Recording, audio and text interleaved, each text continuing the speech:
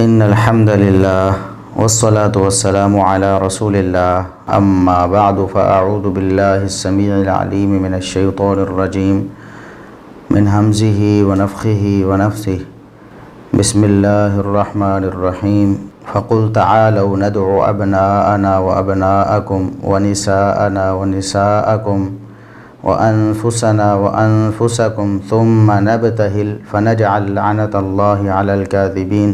محترم سامعین اور معزز ناظرین، آج اس دور میں ایسے لوگ اپنے آپ کو امت کی ڈرائیونگ سیٹ پر سمجھ رہے ہیں جن لوگوں کو یعلمون اور تعلمون کا فرق ہی معلوم نہیں۔ وہ لوگ سمجھتے ہیں کہ شاید سلف صالحین، صحابہ تابعین اور ائمہ دین نے امت کو کچھ نہیں سمجھایا۔ قرآن و سنت کو سمجھانے کا اصل فریضہ تو انہیں سونپا گیا ہے۔ وہ قرآن کریم کی آیات کی ایسی تفاسیر کرتے ہیں کہ صحابہ تابعین، تبع تابعین اور ائمہ دین نے کبھی ایسی کوئی تفسیر نہیں کی ہے۔ یعنی وہ اپنے آپ کو صحابہ سے بڑھ کر قرآن کو سمجھنے والا بتاتے ہیں۔ وہ اپنے آپ کو تابعین، تبع تابعین اور ائمہ دین سے بڑھ کر سنت کو سمجھنے والا اور اس پر عمل کرنے والا سمجھتے ہیں۔ حالانکہ میں نے جو عرض کیا انہیں یعلمون اور تعلمون کا فرق بھی معلوم نہیں، اور یہ ہمارا ایک محاورہ ہے، اردو میں عموماً استعمال ہوتا ہے کہ جس کو بالکل کسی علم کی ابجد سے بھی واقفیت نہ ہو اسے کہتے ہیں کہ اسے یعلمون تعلمون کا ہی پتہ نہیں۔ اور بنیادی طور پر عربی زبان کے قواعد کے حوالے سے جو شخص جاہل ہو، جس شخص کو بالکل ہی پتہ نہ ہو کہ عربی زبان اس کے قواعد کیا ہیں، اس کے بارے میں کہا جاتا ہے کہ اسے یعلمون تعلمون کا بھی پتہ نہیں۔ اور یہ یعلمون اور تعلمون دو صیغے ہیں۔ یعلمون جمع مذکر غائب کا صیغہ ہے اور تعلمون جمع مذکر حاضر کا صیغہ ہے۔ تو ان دونوں صیغوں کی بھی اگر کسی واقفیت نہ ہو، کسی کو ان دونوں میں فرق بھی نہ کرنا جانتا ہو، تو وہ چٹا ان پڑھ ہے، عربی زبان سے بھی قرآن و سنت سے بھی۔ یعلمون کا معنی وہ جانتے ہیں یا وہ جانیں گے، تعلمون تم جانتے ہو یا تم جانیں گے۔ ہمارے مرزا محمد علی انجینئر صاحب کا بھی بالکل یہی حال ہے کہ وہ یعلمون تعلمون کا بھی فرق نہیں جانتے۔ اور میں ایک مثال پیش کرتا ہوں یہاں پر کہ وہ اپنے لیکچر میں بذام خود قرآن کی تفسیر پڑھا رہے، اور لوگ بھی بیچارے جن کو پتہ ہی نہیں کہ عربی زبان کیا ہوتی ہے اور مرزا صاحب کی علمی حالت کیا ہے، وہ بھی اپنے تئیں قرآن کی تفسیر ان سے پڑھ رہے ہوتے ہیں۔ اب مرزا صاحب ترجمہ کرتے قلیلا ما تؤمنون۔ تؤمنون یہ جمع مذکر مخاطب کا صیغہ ہے، جمع مذکر حاضر کا۔ بہت کم ہو جو تم ایمان لاتے ہو، تو مرزا صاحب اس کا ترجمہ کرتے ہیں بہت کم ہیں جو وہ ایمان لاتے ہیں۔ اسی طرح تذکرون بھی اصل میں تتذکرون یہ جمع مذکر مخاطب کا صیغہ ہے۔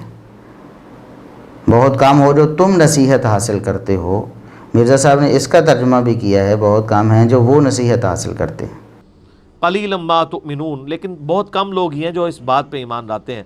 ولا بقول کاہن، یہ کسی کاہن جادوگر کا بھی کلام نہیں ہے۔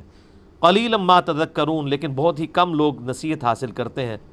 تو بہت کم ہیں جو ایمان لاتے ہیں، بہت کم ہیں جو نصیحت حاصل کرتے ہیں۔ وہ مرزا صاحب نے غائب کا ترجمہ کیا ہے، جبکہ یہ حاضر کے صیغے ہیں۔ جس شخص کو اتنا ہی پتہ نہیں ہے وہ چلا ہے امت کو آیت مباہلہ کی تفسیر پڑھانے۔ وہ کہتے ہیں کہ آیت مباہلہ کی صحیح تفسیر تو میں آپ کو بتاؤں گا نا، آپ کو تو معلوم ہی نہیں۔ اور جنہیں وہ کہہ رہے ہیں وہ دین کے عالم ہیں، وہ عالم ہیں، انہیں کہہ رہے ہیں آپ کو نہیں معلوم میں بتاؤں گا۔ اور یہ تو در حقیقت انہوں نے پوری امت کو چیلنج کیا ہے۔ 1400 سال صحابہ تابعین، تبع تابعین اور ائمہ دین اور آج تک کے تمام علماء کو انہوں نے چیلنج کیا ہے کہ وہ سارے ہی آیت مباہلہ کی تفسیر غلط کرتے ہیں۔ دراصل مرزا صاحب قرآن و سنت کے دلائل کو دیکھ کر، پڑھ کر، سن کر بھی ہٹ درمی اختیار کیے ہوئے ہیں، انہیں تسلیم نہیں کر رہے۔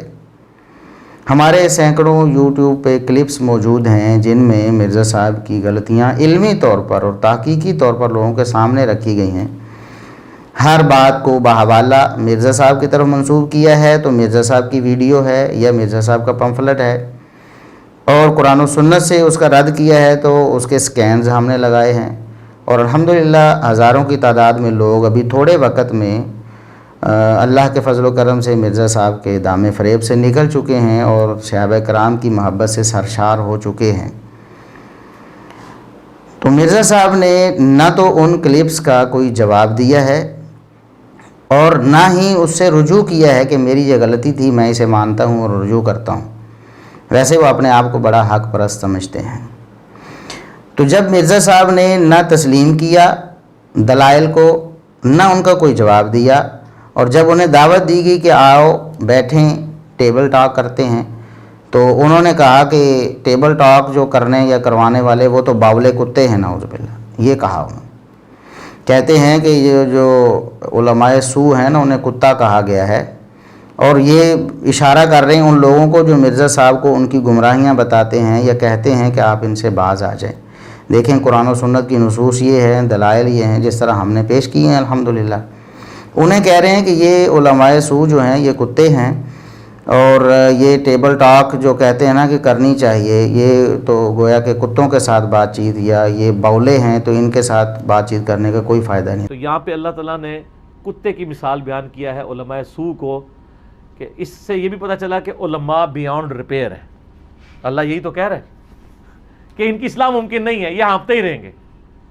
لہٰذا جو کہتے ہیں نا کہ جی وہ علماء کے ساتھ ذرا بیٹھ کے کوئی پیچ اپ ہو جائے، کوئی ٹیبل ٹاک ہو جائے، وہ اللہ میرا کہہ رہے ہیں کہ نہیں ہو سکتی ٹیبل ٹاک، پاسبل نہیں ہے، کیونکہ وہ تو بکے ہوئے ہیں، اپنے اپنے فرقوں کے گول کیپر ہیں۔ نعوذ باللہ۔ ابھی بھی مرزا صاحب کہتے ہیں کہ میں بہت نرم گفتگو کرتا ہوں، میں کسی کو گالی نہیں دیتا۔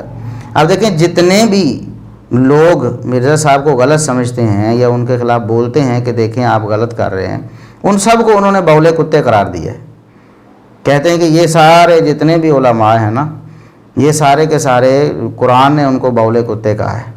تو مرزا صاحب اگر کوئی آپ کو کہے کہ قرآن نے آپ کو گدھا کہا ہے تو پھر کیسا ہے؟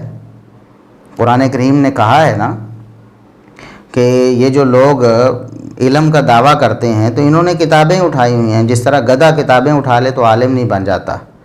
تو کوئی اگر آپ سے کہہ دے معذرت کے ساتھ، ہم نہیں آپ سے کہتے، ہم تو امید یہ لگائے بیٹھے ہیں اللہ تبارک و تعالیٰ آپ کو ہدایت نصیب فرمائے، دعا بھی کرتے ہیں اور کوشش بھی کرتے ہیں، آپ کو دعوت فکر بھی دیتے ہیں۔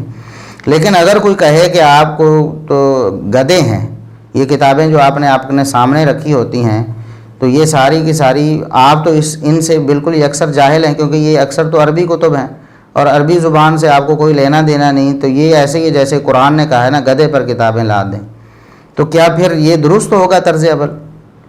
نہیں مرزا صاحب، جب یہ درست نہیں تو آپ دوسروں کو بولا کتا کہیں تو پھر کیسے درست ہو سکتا ہے؟ اور یہ بات آپ کو بھی معلوم ہے کہ کوئی بھی مکتب فکر اسلام کا وہ آپ سے متفق نہیں ہے، نہ اہل حدیث، نہ بریلوی، نہ دیوبندی، نہ شیعہ، کوئی بھی۔ ہاں شیعہ لوگوں کو آپ سے بہت زیادہ حوصلہ ملتا ہے کہ آپ اہل سنت کا نام لے کر شیعوں کو سپورٹ کرتے ہیں، لیکن وہ بھی پوری طرح آپ سے ہم آہنگ نہیں ہیں۔ تو آپ سب کو کہتے ہیں کہ یہ سارے کے سارے علماء سو ہیں، یہ کتے بولے کتے ہیں، اور میں ہی ایک بندہ ہوں جو بالکل صحیح ہوں۔ تو بہرحال آپ کی حالت یہ ہے مرزا صاحب کہ آپ سب کو بولے کتے کہتے ہیں۔ جب آپ نے دلائل کو سنا نہیں، سن کر مانا نہیں، مان کے رجوع نہیں کیا ہے، ٹیبل ٹاک کرنے کے لیے تیار نہیں، تو پھر ایک عالم نے آپ کو دعوت دی کہ قرآن کریم کی تعلیم ہے کہ اگر کوئی ہٹ درم ہو جائے، دلائل کو مانے ہی نہ ہو، حق واضح ہو جانے کے باوجود بھی ڈٹا رہے اپنی ڈٹائی پر، تو اسے مبالغہ کی دعوت دی جائے۔ تو مبالغے سے باطل ہمیشہ فرار ہوتا رہا ہے۔ بہت کم موقع ایسے ہیں کہ کوئی پھنس گیا اور بہت زیادہ پھنس گیا اور اس نے مبالغہ کر لیا اور پھر وہ تباہ و برباد ہو گیا، جیسا کہ مرزا غلام محمد قادیانی۔ مرزا غلام محمد قادیانی دجال، جھوٹا مدعی نبوت، اس نے مبالغہ کر لیا شیخ الاسلام مولانا ثناء اللہ امرتسری رحمہ اللہ تعالی سے، اور وہ پھر عبرت ناک موت مرا۔ مبالغے کی عبارت انہوں نے یہ لکھی کہ جو بندہ جھوٹا ہے وہ سچے کی زندگی میں عبرتناک موت مر جائے۔ پھر ہوا یہ کہ مرزا غلام محمد قادیانی صاحب تو کچھ سالوں بعد ہی عبرتناک موت مر گئے، اور شیخ الاسلام مولانا ثناء اللہ امرتسری رحمہ اللہ وہ مرزا کی وفات، مرزا دجال کی وفات، اس کی موت کے بعد بھی 40 سال زندہ رہے۔ تو یہ ایک اسلام کی حقانیت کی دلیل بن گئی، اور جو گمراہ لوگ تھے اہل حق سے، جو پہلے ہی مبالغے سے ڈرتے تھے، وہ اور زیادہ دبک گئے۔ انہوں نے کہا کہ یہ تو عبرت ہے ہمارے سامنے، اب کون ہے جو اتنا جگرا نکالے اور کہے کہ میں مبالغہ کرتا ہوں؟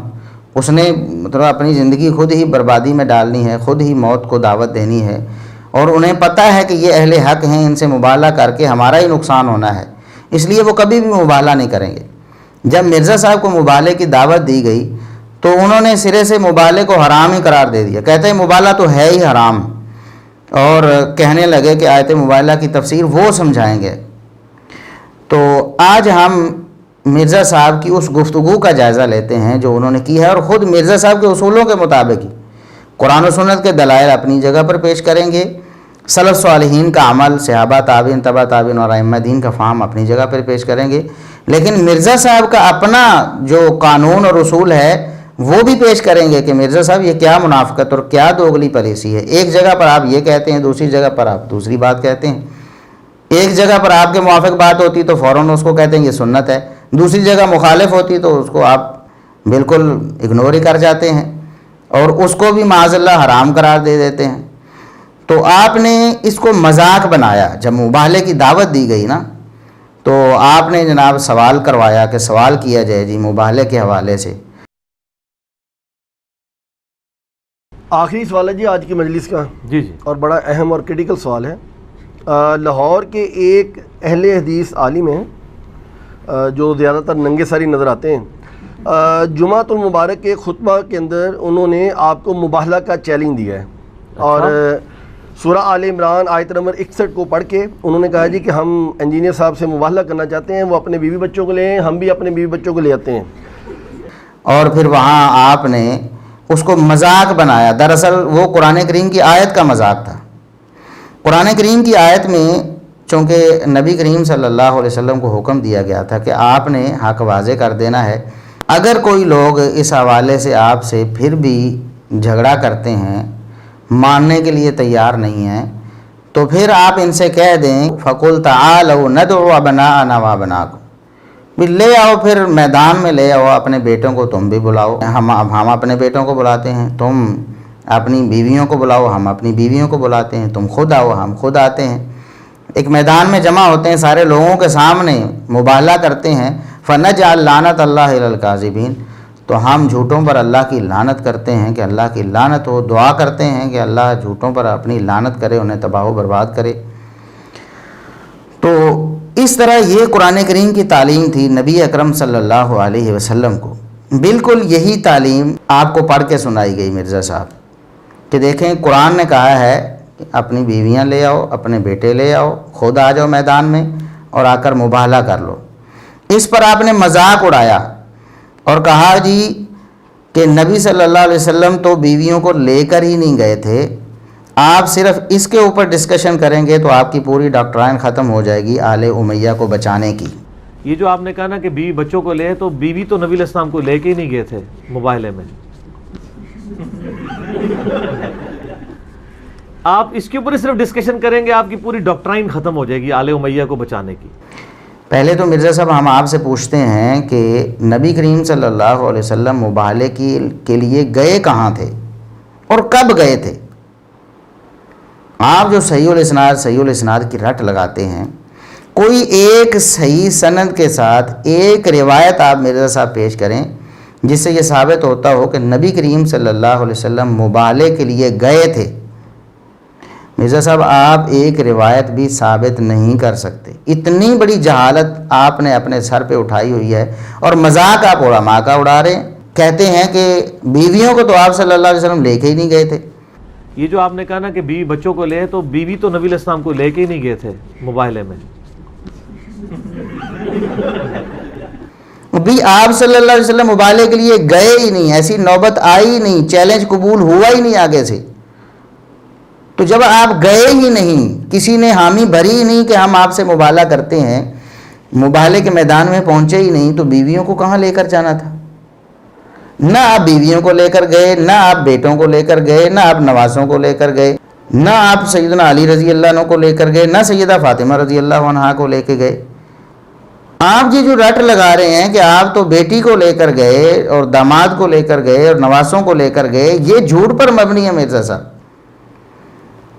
آپ پڑھ رہے ہیں نا صحیح مسلم کی حدیث، کہ میں صحیح مسلم کی حدیث سے اس کی شرح کر رہا ہوں، آپ بتائیں دکھائیں صحیح مسلم میں کہاں لکھا ہے کہ نبی کریم صلی اللہ علیہ وسلم اپنی بیٹی کو اور اپنے داماد کو اور نواسوں کو لے کر مباہلے کے لیے گئے تھے؟ جب آپ صلی اللہ علیہ وسلم سرے سے مباہلے کے لیے گئے ہی نہیں، جیسا کہ ہم آگے دلائل سے یہ بات ثابت کرنے والے ہیں، مباہلہ ہوا ہی نہیں ہے نبی کریم صلی اللہ علیہ وسلم کا کسی سے، کسی نے میدان میں آنے کی جرت ہی نہیں کی ہے مرزا صاحب آپ کی طرح، نہ وہ آئے ڈرتے ہوئے اور نہ آپ میدان میں آنے کے لیے تیار ہیں۔ جب آئے ہی نہیں وہ، تو نبی کریم صلی اللہ علیہ وسلم نے کسی کو لے کر کہاں جانا تھا؟ جو آپ یہ تانا دے رہے ہیں کہ بیویوں کو لے کر ہی نہیں گئے اور اس پر مذاق اڑا رہے ہیں۔ یہ جو آپ نے کہا نا کہ بیوی بچوں کو لے، تو بیوی تو نبی علیہ السلام کو لے کے ہی نہیں گئے تھے مباہلے میں۔ ایک بات یہ، دوسرا آپ نے کہا کہ آل امیہ کو بچانے کی آپ کی ساری جو ڈاکٹرائن ہے وہ ختم ہو جائے گی اس وجہ سے کہ نبی کریم صلی اللہ علیہ وسلم بیویوں کو لے کر ہی نہیں گئے۔ مرزا صاحب آپ پورے رافضیت کی طرف چلے جا رہے ہیں اور پورے رافضی بن رہے ہیں۔ کیوں؟ اللہ تبارک و تعالیٰ آپ کو ہدایت دے، آپ واپس آئیں۔ نبی کریم صلی اللہ علیہ وسلم کی بیویاں اگر بالفرض مباہلہ ہوا تھا اور نبی کریم صلی اللہ علیہ وسلم بیویوں کو لے کر نہیں گئے تھے، تو اس سے آل امیہ کا کیا تعلق ہے؟ نبی کریم صلی اللہ علیہ وسلم کی بیویاں اگر مباہلے میں نہیں گئیں، مباہلہ ہوا بھی، آپ لے کر بھی نہیں گئے، تو اس سے آل امیہ کے ان کی شان یا ان کی منقبت پر کیا فرق پڑنے والا ہے؟ ہاں، دو طرح سے مجھے بات سمجھ آتی ہے، آپ لوگ جو ناظرین ہیں وہ بھی سمجھیں گے۔ ایک تو نبی کریم صلی اللہ علیہ وسلم کی زوجہ محترمہ ہیں آل امیہ سے، جن کا نام ہے سیدہ ام حبیبہ رضی اللہ عنہ، جن کے بھائی ہیں سیدنا معاویہ رضی اللہ عنہ۔ ان کے خلاف آپ اپنی جو ہے نا وہ خبث باطن کو ظاہر کرنا چاہتے ہیں اور خوش ہونا چاہتے ہیں کہ دیکھیں آل امیہ کی جو بیوی تھیں وہ نبی کریم صلی اللہ علیہ وسلم انہیں لے کر نہیں گئے۔ پہلے تو یہ تعلق مجھے سمجھ آتا ہے، تو کیا دشمنی ہے آپ کو ازواج مطہرات سے؟ آپ کھل کر کیوں نہیں کہتے؟ آپ ان کے بارے میں بھی کہیں کہ مجھے ان کے لیے بھی جو مجھے رنج ہے یا میں ان کو بھی قابل عزت نہیں سمجھتا۔ سیدہ عائشہ رضی اللہ عنہا سیدنا معاویہ رضی اللہ عنہ کی حامی تھیں، اور جیسا کہ ہم تفصیلاً پہلے بھی کئی دفعہ بیان کر چکے ہیں، فضائل معاویہ کے حوالے سے ہمارا لیکچر آنے والا ہے انشاءاللہ بہت تفصیلی، اس میں بھی ہم تفصیلاً بیان کریں گے کہ سیدہ عائشہ رضی اللہ عنہا کا وہی موقف تھا جو سیدنا معاویہ رضی اللہ عنہ کا تھا، بلکہ وہ تو کہتی تھیں کہ سیدنا معاویہ رضی اللہ عنہ کو اللہ میری عمر بھی لگا دے۔ تو یہ بات سمجھ آتی ہے کہ یہ آپ کو رنج ہے سیدہ عائشہ رضی اللہ عنہا پر کہ وہ سیدنا معاویہ رضی اللہ عنہ کی آل امیہ کی حامی کیوں تھی۔ سیدنا عثمان رضی اللہ عنہ جو آل امیہ میں سے تھے اور جن کی شہادت ہوئی تھی، ان کے قصاص کے حوالے سے مطالبہ کر رہی تھیں سیدنا علی رضی اللہ عنہ سے، یہ رنج ہے آپ کو؟ ورنہ آپ مجھے بتائیں کہ اگر نبی کریم صلی اللہ علیہ وسلم نے مباہلہ کیا اور بیویوں کو نہیں لے کر گئے، یہ بات ثابت بھی ہو جائے بالفرض، تو اس سے آل امیہ پر کیا فرق پڑنے والا ہے؟ تو یہ دو باتوں کا جواب آپ نے دینا ہے، اور آپ نہیں دیں گے قیامت تک، اور یہ کھلی رافضیت ہے مرزا صاحب۔ اللہ کے لیے آپ اس سے توبہ کریں۔ ہم آپ کو نصیحت کرتے ہیں، دعا بھی کرتے ہیں کہ اللہ تبارک و تعالیٰ آپ کو ہدایت نصیب فرمائے۔ دوسری بات جو میں یہاں عرض کرنا چاہتا ہوں تفصیلاً، کہ کیا نبی کریم صلی اللہ علیہ وسلم نے مباہلہ کیا تھا؟ میں عرض کر چکا ہوں کہ نہیں کیا، ایسی کوئی روایت دنیا میں ثابت نہیں ہے۔ قرآن کریم میں جو کہا گیا کہ اگر یہ لوگ آپ سے مطلب جھگڑا کرتے ہیں باوجود دلائل دیکھنے کے، مانتے نہیں، ہٹ درمی کرتے ہیں، تو آپ انہیں چیلنج دے دیں۔ وہ چیلنج نبی کریم صلی اللہ علیہ وسلم نے دے دیا۔ اس چیلنج کے جواب میں انہوں نے چیلنج کو قبول ہی نہیں کیا۔ کسی کافر نے، کسی مشرک نے، کسی بدبخت نے جو نبی کریم صلی اللہ علیہ وسلم کا دشمن تھا، اسلام کا دشمن تھا، اس نے بالکل چیلنج قبول ہی نہیں کیا۔ مرزا صاحب کہتے ہیں کہ عورتوں میں سے صرف ایک عورت سیدہ فاطمہ رضی اللہ عنہا، وہ نبی کریم صلی اللہ علیہ وسلم اسے لے کر گئے، بیویاں ساتھ لے کے ہی نہیں گئے۔ تو کہتے ہیں ان میں یہ بھی شرم و حیا نہیں ہے کہ یہ آیت مبالہ جو ہمیں مبالے کرتے ہیں آل امیہ کو بچانے کے لیے، یہ مبالے والی آیات اور حدیث بیان ہی نہیں کر سکتے۔ یہ ان کے گاٹے فٹ ہو جائے گی۔ مجھے جو مشورے دے رہے ہیں کہ آپ اپنے گھر والوں کو، بیوی بچوں کو لے کر آؤ، تو بیوی تو ہے ہی نہیں، آپ کو یہ کلیئر ہی نہیں ہے کہ مبالے میں گیا کون کون تھا۔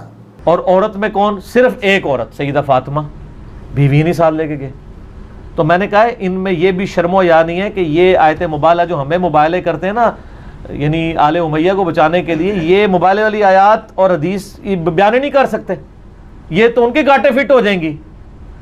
مجھے جو مشورے دے رہے ہیں کہ جی آپ اپنے گھر والوں کو، بچوں کو، بیوی کو لے آؤ، تو بیوی تو آئی نہیں تھی سر اس میں، تو آپ کو تو یہ پہلے کلیئر ہی نہیں ہے کہ مبالے میں گیا کون کون تھا۔ مرزا صاحب پہلی بات تو یہ ہے کہ قرآن نے بیویوں کا ذکر کیا ہے، اور آپ کو قرآن کی آیت پڑھ کر چیلنج دیا گیا، فَقُلْ تَعَالَوْا نَدْعُ أَبْنَاءَنَا وَأَبْنَاءَكُمْ وَنِسَاءَنَا وَنِسَاءَكُمْ۔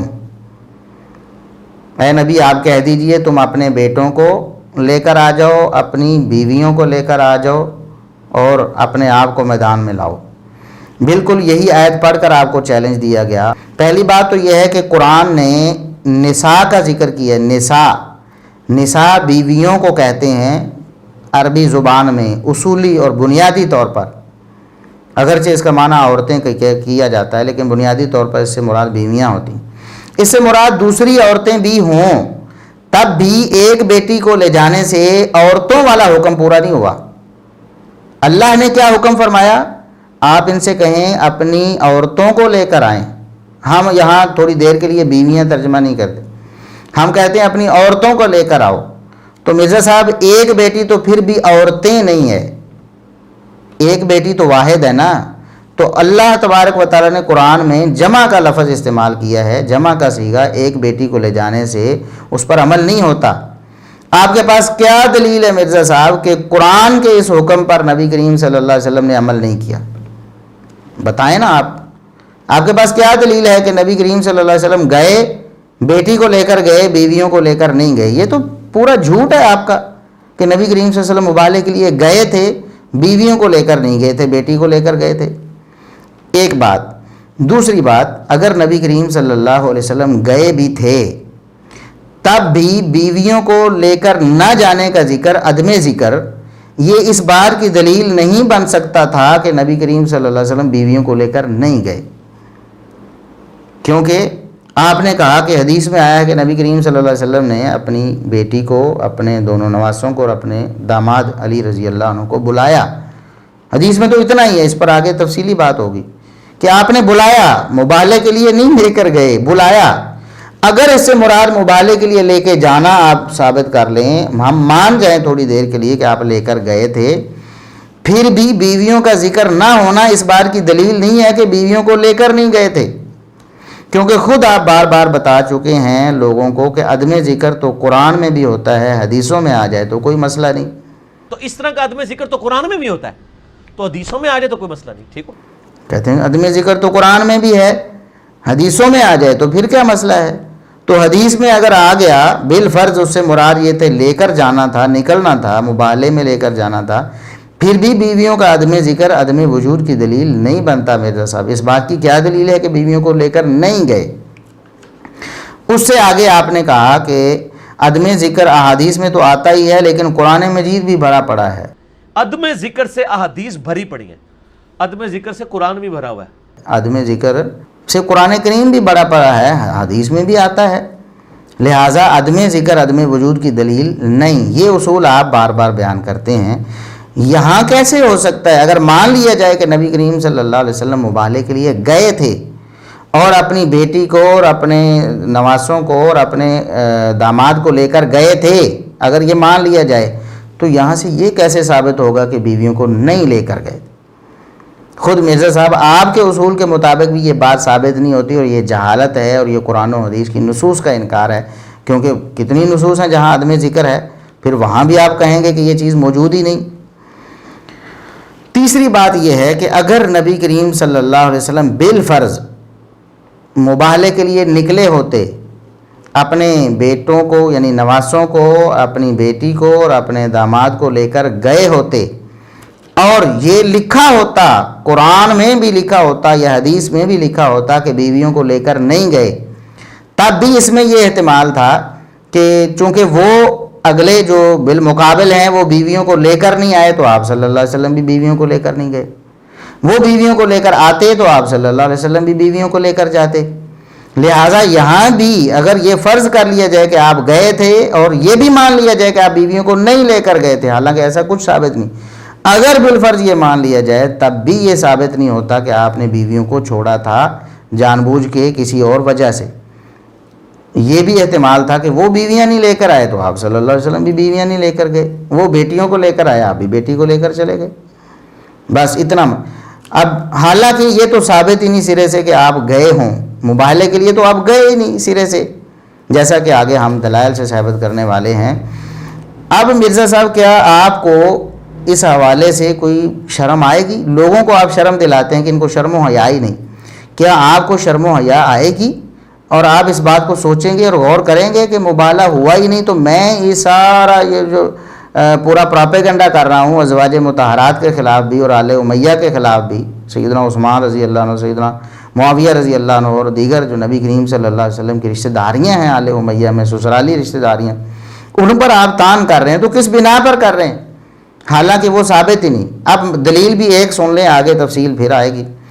سیدنا عبداللہ بن عباس رضی اللہ عنہ، مرزا صاحب صحابی رسول ہیں عبداللہ بن عباس رضی اللہ عنہ، ان سے یہ صحیح سند سے بات ثابت ہے۔ تفسیر عبد الرزاق میں امام عبد الرزاق رحمہ اللہ کی تفسیر ہے، اس میں صحیح سند کے ساتھ حدثنا معمر قال اخبرنی عبد الکریم الجزری عن اکرمۃ قال ابن عباس رضی اللہ عنہما لو خرج الذين يباهلون النبي صلی اللہ علیہ وسلم لرجعوا لا يجدون اهلا ولا مالا، اگر نبی کریم صلی اللہ علیہ وسلم سے کوئی مباہلہ کرتا، اگر کسی نے یہ سوچا بھی تھا کہ میں مباہلہ کروں اور اگر وہ مباہلہ کر لیتا، کوئی بھی لوگ مباہلہ کرتے تو وہ اس طرح اپنے گھروں کو لوٹتے کہ نہ ان کے پاس اپنے اہل و عیال میں سے کوئی بچتا اور نہ کوئی مال بچتا، گھر پہنچنے سے پہلے ہی ان کے اہل و عیال بھی تباہ و برباد ہو جاتے اور ان کا مال بھی تباہ و برباد ہو جاتا۔ الفاظ پر غور کریں کہ اگر کوئی مباہلہ کرتے نبی کریم صلی اللہ علیہ وسلم سے تب یہ ہوتا، مباہلہ کیا ہی نہیں تو یہ ہوا ہی نہیں۔ مرزا صاحب بات آپ کو سمجھ آئی ہے؟ سیدنا عبداللہ بن عباس رضی اللہ عنہما فرماتے ہیں کہ مباہلہ نہیں ہوا، اگر نبی کریم صلی اللہ علیہ وسلم سے کوئی مباہلہ کرتا تو یقیناً جن چیزوں کو انہوں نے لے کر آنا تھا اہل و عیال کو، وہ بھی ادھر ہی تباہ و برباد ہو جاتے ساری دنیا کے سامنے، ان کا مال جائیداد سب کچھ تباہ و برباد ہو جاتا۔ یہ عبرت بن جاتے کہ انہوں نے نبی کریم صلی اللہ علیہ وسلم سے مباہلہ کیا اور یہ جھوٹے ہیں، واقعی ان پر لعنت برس گئی۔ اب آپ مرزا صاحب بتائیں، جب سیدنا عبداللہ بن عباس فرماتے ہیں کہ مباہلہ ہوا ہی نہیں اور دلیل صحیح سند کے ساتھ ہم نے آپ کے سامنے پیش کر دی ہے، آپ بتائیں کہ کون کلیئر نہیں آئے تھے مباہلہ کے بارے میں؟ آپ کہتے ہیں نا کہ یہ خود ہی کلیئر نہیں آئے تھے مباہلہ کے بارے میں، آپ اب بتائیں کہ کیا آپ کلیئر ہیں آیت مباہلہ کے بارے میں؟ آیت مباہلہ سے یہ قطعاً ثابت نہیں ہوا کہ آپ نے مباہلہ کیا، اور صحیح مسلم کی حدیث سے بھی جیسا کہ ہم عرض کرنے والے ہیں ایسا کچھ ثابت نہیں ہوا۔ اب آپ جو کہتے ہیں نا کہ آیت مباہلہ کی تشریح نہیں آتی، انہیں تفسیر نہیں آتی، ہم آپ کو بتاتے ہیں مرزا صاحب کہ آیت مباہلہ کی تفسیر کیا ہے اور آیت مباہلہ سے اور صحیح مسلم کی اس حدیث سے کیا ثابت ہوتا ہے۔ مرزا صاحب کہتے ہیں ان میں اتنا حوصلہ نہیں ہے کہ یہ آیت مباہلہ قرآن سے پڑھ کر اس کی تشریح صحیح مسلم سے بیان کر دیں۔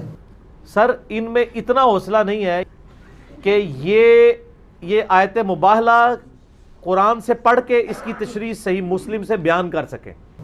مرزا صاحب آج ہمارا حوصلہ چیک کریں ذرا، بیٹھیں ہمارے سامنے، ہم آپ کے سامنے بھی بیان کر سکتے ہیں اور یہاں بھی بیان کرنے والے ہیں، آیت مباہلہ بھی بیان کریں گے اور وہ حدیث بھی جسے آپ پیش کر رہے ہیں وہ بھی بیان کریں گے۔ آیت مباہلہ سورہ آل عمران کی آیت نمبر 61 ہے، 61، اور صحیح مسلم کی وہ حدیث جو آپ کہہ رہے ہیں کہ اس کی تشریح میں آئی ہے وہ 2404 نمبر 2404 نمبر حدیث ہے صحیح مسلم کی۔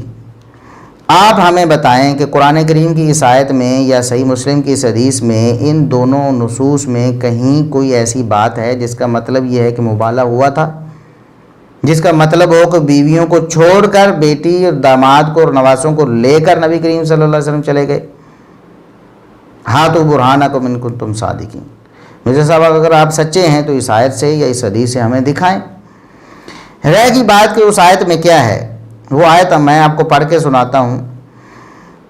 آیت نمبر 60 جو اس سے پچھلی آیت ہے، الحق من ربک فلا تکن من الممترین۔ اے نبی، حق آپ کے رب کی طرف سے ہے، آپ اس حوالے سے بالکل بھی شبہ نہ کریں۔ فمن حاجک فیہ من بعد ما جاءک من العلم فقل تعالوا ندعو ابناءنا وابناءکم ونساءنا ونساءکم وانفسنا وانفسکم ثم نبتہل فنجعل لعنت اللہ علی الکاذبین۔ اگر آپ سے کوئی شخص اس حوالے سے جھگڑا کرتا ہے، پھر بھی تکرار کرتا ہے، دلائل دیکھنے کے بعد بھی ہٹ درمی پر اتر آتا ہے، تو فمن حاجک فیہ من بعد ما جاءک من العلم، آپ کے پاس جو وحی آ گئی اس کے بعد بھی آپ سے کوئی اس حوالے سے جھگڑا کرتا ہے، تو فقل آپ ان سے کہہ دیجئے کہ تعالوا، تم آ جاؤ، ندعو ابناءنا وابناءکم، ہم بلا لیتے ہیں اپنے بیٹوں کو بھی تمہارے بیٹوں کو بھی، ونساءنا ونساءکم، تمہاری عورتوں کو اپنی عورتوں کو بھی بلاتے ہیں، تمہاری عورتوں کو بھی بلاتے ہیں، وانفسنا وانفسکم، ہم اپنے آپ کو بھی لے کر آتے ہیں میدان میں، تمہیں بھی بلاتے ہیں کہ تم بھی لے کر آؤ اپنے آپ کو، ثم نبتہل، پھر ہم مبالغہ کر لیتے ہیں، فنجعل لعنت اللہ علی الکاذبین، ہم جھوٹوں پر اللہ کی لعنت کر لیں گے، سارے ہی اس پر آمین کہیں گے، سارے ہی دعا کریں گے کہ جھوٹوں پر اللہ کی لعنت ہو جائے، تو پھر اللہ فیصلہ فرما دے گا۔ یہ آیت ہے۔ اب اس آیت میں کہیں ہے کہ مبالغے میں آپ گئے تھے یا ایسا ہوا تھا؟ اللہ تبارک و تعالیٰ نے ایک تعلیم دی ہے کہ اگر یہ ایسا کریں تو آپ آگے سے انہیں یہ دعوت دیں، آپ انہیں چیلنج دیں۔ قبول تو انہوں نے کرنا ہی نہیں تھا، قبول نہیں کیا انہوں نے، یہ چیلنج دینا تھا تاکہ انہیں پتہ چلے کہ وہ جھوٹے ہیں اور خفت کا سامنا انہیں کرنا پڑے، اور یہ چیلنج نبی کریم صلی اللہ علیہ وسلم نے دے دیا انہوں نے قبول نہیں کیا، یہ تو ان کا مسئلہ تھا۔ اللہ تبارک و تعالیٰ نے حکم یہ دیا تھا کہ اے نبی آپ چیلنج دے دیجئے، نبی کریم صلی اللہ علیہ وسلم نے چیلنج دے دیا۔ اب جہاں تک اس حدیث کا تعلق ہے، یہ صحیح مسلم میں جو 2404 نمبر حدیث ہے، اس میں یہ الفاظ ہیں جو مباہلہ کے حوالے سے ہم پہلے وہ پڑھتے ہیں، باقی تفصیلات ہم انشاءاللہ فضائل معاویہ والے چیپٹر میں لیکچر میں انشاءاللہ کریں گے۔ ولما نازلت هذه الآیہ، سیدنا سعد بن ابی وقاص رضی اللہ عنہ بیان فرماتے ہیں کہ جب یہ آیت مباہلہ نازل ہوئی، فقل تعالوا ندعو ابناءنا وابناءکم، کہ نبی کریم صلی اللہ علیہ وسلم سے اللہ نے فرمایا کہ آپ انہیں چیلنج دے دیں کہ ہم اپنے بیٹوں کو بھی بلاتے ہیں، تم بھی اپنے بیٹوں کو بلاؤ، یعنی ہم دعوت دیتے ہیں کہ اپنے بیٹوں کو لے کر آؤ، آگے ہم مبالغہ کریں۔ اتنے الفاظ ہیں کہ اپنے بیٹوں کو بھی ہم لے کر آتے ہیں میدان میں، تم اپنے بیٹوں کو بھی لے کر آؤ۔ تو دعا رسول اللہ صلی اللہ علیہ وسلم علی و فاطمہ و حسن و حسین، جب یہ آیت نازل ہوئی، جب مباہلہ ہوا ہے، نہیں ایسی کوئی بات نہیں ہے، جب یہ آیت نازل ہوئی اللہ نے فرمایا کہ اے نبی آپ چیلنج دے دیجئے، تو چیلنج انہیں دینے سے پہلے آیت ابھی نازل ہوئی ہے محمد رسول اللہ صلی اللہ علیہ وسلم پر، ابھی آگے صحابہ تک جانی ہے، پھر آگے پہنچنی ہے کفار تک، یہودیوں تک، نصرانیوں تک، جو بھی دشمنان اسلام ہیں ان تک پہنچنی ہے۔ اس سے پہلے ہی آیت نازل ہوتے ہی محمد رسول اللہ صلی اللہ علیہ وسلم نے سیدنا علی رضی اللہ عنہ کو، سیدہ فاطمہ رضی اللہ عنہ کو اور سیدنا حسن و حسین رضی اللہ عنہما کو بلایا، فقال فرمایا، دعا کی، اللہم اے اللہ، ہؤلاء اہلی، اللہم اے میرے اللہ میں دعا کرتا ہوں، ہؤلاء اہلی، میرے گھر والے تو یہی ہیں، انہیں میرا اہل بنا دے۔ دراصل نوح علیہ السلام کی اگر وہ جو سٹوری ہے قرآن نے بیان کی ہے کہ جب ان کا بیٹا ڈوبنے لگا تو نوح علیہ السلام تڑپ اٹھے، دعا کر دی کہ ان ابنی من اہلی، میرے اللہ میرا بیٹا تو میرا اہل ہے، تو نے وعدہ کیا تھا تیرے اہل کو بچاؤں گا، تو میرا بیٹا میرا اہل ہے، میرے اہل میں سے ہے، اسے بچا لے۔ تو اللہ تبارک و تعالیٰ نے فرمایا کہ اس کے عمل ٹھیک نہیں ہے، یہ مشرک ہے اور مشرک آپ کا اہل نہیں بن سکتا۔ تو دراصل بیٹا اصل میں اہل ہوتا ہے، اور قرآن کی آیت میں بھی یہ تھا کہ ندعو ابناءنا وابناءکم، اپنے بیٹوں کو بلاتے ہیں ہم۔ تو نبی کریم صلی اللہ علیہ وسلم کا تو بیٹا تھا نہیں، نبی کریم صلی اللہ علیہ وسلم نے یہ چیلنج دینا تھا کفار کو، دشمنان اسلام کو، کہ اپنے بیٹوں کو لے کر آؤ، میں بھی اپنے بیٹوں کو لے کر آتا ہوں۔ لیکن نبی کریم صلی اللہ علیہ وسلم کا کوئی بیٹا تھا نہیں، فوت ہو گئے سارے بچپن میں۔ تو نبی کریم صلی اللہ علیہ وسلم نے اللہ سے دعا کی کہ یا اللہ ان کو میرا بیٹا بنا دے، یہ میرے بیٹے کے مقام پر آ جائیں، اگرچہ حقیقی بیٹے نہیں ہیں، جیسے قرآن نے کہا ہے سورہ احزاب میں، ما کان محمد ابا احد من رجالکم، محمد صلی اللہ علیہ وسلم تمہارے مردوں میں سے کسی کے باپ نہیں ہیں، یعنی آپ کی کوئی نرینہ اولاد ہوئی نہیں، یعنی وہ جوان نہیں ہوئی، فوت ہو گئے بچپن میں ہی۔ تو محمد صلی اللہ علیہ وسلم تمہارے مردوں میں سے کسی کے باپ نہیں ہیں، اس وقت اولاد فوت ہو چکی تھی، یعنی جو نرینہ اولاد تھی آپ صلی اللہ علیہ وسلم کی، جو بیٹے تھے فوت ہو چکے تھے۔ جب بیٹے تھے نہیں، قرآن نے کہا کہ آپ کفار کو چیلنج دیں کہ بیٹوں کو لے کر آئیں، تو نبی کریم صلی اللہ علیہ وسلم نے پھر حسن و حسین کو بلایا، اگرچہ بیٹے نہیں ہیں، یہ نواسے ہیں، اور نبی ظاہر ہے کہ جو نسب چلتا ہے وہ تو زیادہ سے زیادہ اس طرح چلے گا کہ بیٹوں کے بیٹے ہوں، بیٹوں کے بیٹے پوتے، ان کو بیٹے کہا جاتا ہے، تو بیٹی کے بیٹے نواسے ہوتے ہیں۔ نبی کریم صلی اللہ علیہ وسلم نے اللہ سے دعا کی کہ یا اللہ یہ میرے اہل ہیں، تو میرے بیٹوں کی جگہ میرے نواسوں کو قبول فرما لے، اور میرے اس چیلنج میں میرے نواسے آ جائیں بیٹوں کی جگہ پر۔ تو اس لیے نبی کریم صلی اللہ علیہ وسلم نے انہیں بلایا اور اللہ سے دعا کی کہ اللہم ہؤلاء اہلی، اے اللہ ان کو میرا اہل بنا دے۔ ایسے ہوگا اللہم اجعل ہؤلاء اہلی، اے اللہ اجعل محذوف ہوگا، کیونکہ دعا کر رہے ہیں، ظاہر ہے دعائیہ کلمات، اللہم اے اللہ تو انہیں میرا اہل بنا دے، اور اللہ تبارک و تعالیٰ نے وہ دعا قبول کر لی۔ کیونکہ سورہ احزاب کی روشنی میں اگر آپ پڑھیں قرآن کریم میں، تو وہاں سیاق میں نبی کریم صلی اللہ علیہ وسلم کی ازواج مطہرات کا ذکر ہے، اور انہیں اہل بیت کہا گیا ہے۔ قرآن کریم میں سورہ احزاب میں جہاں اہل بیت کا تذکرہ ہے اور ان کی تطہیر کا تذکرہ ہے، جسے روافض اچھالتے ہیں، وہاں دراصل نبی کریم صلی اللہ علیہ وسلم کی ازواج کا تذکرہ ہے۔ قرآن نے اللہ کے رسول صلی اللہ علیہ وسلم کی بیویوں کو اہل بیت کہا ہے۔ تو نبی کریم صلی اللہ علیہ وسلم نے اللہ سے دعا کی کہ یا اللہ انہیں بھی میرے اہل میں شامل فرما دے۔ جب یہ اہل میں آ جائیں گے تو پھر یہ نواسے جو ہیں یہ بیٹوں کی جگہ شمار ہوں گے، تو پھر میں جب چیلنج کروں گا تو اس کو پورا بھی کر سکوں گا کہ تم اپنے بیٹوں کو لے کر آؤ، اللہ نے انہیں میرے بیٹے قرار دیا، یہ میرے اہل بن گئے ہیں، لہٰذا میں انہیں لے کر آ جاؤں گا۔ یہ اصل تھی مرزا صاحب آیت مباہلہ۔ صحیح مسلم کی حدیث میں اسی لیے نساء کا وہ لفظ ہے ہی نہیں یہاں پر۔ سیدنا سعد بن ابی وقاص رضی اللہ عنہ صحیح مسلم کی روایت کے مطابق وہ فرماتے ہیں کہ جب یہ آیت کا ٹکڑا نازل ہوا فَقُلْ تَعَالَوْا نَدْعُ أَبْنَاءَنَا وَأَبْنَاءَكُمْ، اس کی تفسیر میں وہ فرماتے ہیں کہ نبی کریم صلی اللہ علیہ وسلم نے اپنے نواسوں کو بلا لیا اور اپنی بیٹی کو اور اپنے داماد کو بلا لیا۔ لے کے جانے کا تو میرے صاحب کہیں ذکر ہی نہیں ہے نا کہ آپ مبالے کے لیے گئے ہوں۔ پہلی بات ہے کسی نے مبالے کا چیلنج قبول کیا ہو، کسی کی ہمت اور جرت ہی نہیں ہوئی۔ اور مرزا صاحب آج ہم جیسے گناہ گاروں کا آپ چیلنج قبول نہیں کر پا رہے، آپ کو پتہ ہے کہ آپ کے گلے پڑ جائے گا، دنیا کے سامنے آپ عبرت کا نشان بن جائیں گے، آپ قبول نہیں کر رہے۔ ہمارے جیسے گناہ گاروں کا چیلنج یہ مباہلہ، تو محمد رسول اللہ صلی اللہ علیہ وسلم کا چیلنج کس نے قبول کرنا تھا؟ انہیں پتہ تھا۔ اس لیے عبداللہ بن عباس رضی اللہ عنہما فرماتے ہیں کہ اگر وہ مبالے کے لیے آ جاتے پھر نہ ان کا اہل میں کوئی بچتا، نہ گھر والا کوئی بچتا، نہ مال بچتا، اس لیے وہ آئے ہی نہیں، ڈر گئے، دبک گئے، بالکل کسی نے چیلنج قبول ہی نہیں کیا ہے۔ یہ حالت ہے مرزا صاحب آپ کی، اور آپ دوسروں پر جھوٹا ہنستے ہیں، کہہ کے لگاتے ہیں جی بیویوں کو لے کر نہیں گئے، جی ان کی جناب ڈاکٹرائن فیل ہوگی۔ مرزا صاحب آپ کو اپنے آپ پر ہنسنا چاہیے کہ آپ کی علمی حالت کیا ہے اور آپ بیٹھ کر لوگوں پر ہنستے ہیں۔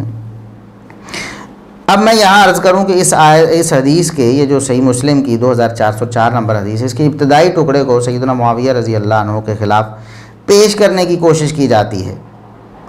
سعد رضی اللہ عنہ کو سیدنا معاویہ رضی اللہ عنہ نے کوئی بات کہی اس کا تذکرہ ہم پہلے اسپیشل پورے ویڈیو کلپ میں کر چکے ہیں، وہ ساری بات میں دوبارہ نہیں چھیڑوں گا ورنہ پھر آدھا گھنٹہ یہاں لگ جائے گا، چونکہ ایک بات ہو چکی ہے اور تفصیلاً ہو چکی ہے، ہم اس کو ریوائز نہیں کریں گے اس طرح۔ ہم اسپیشل کلپ اپلوڈ کر چکے ہیں بہت عرصہ پہلے، اللہ تبارک و تعالیٰ نے اس کلپ کی وجہ سے بھی بہت سے بے شمار لوگوں کو ہدایت نصیب فرمائی ہے۔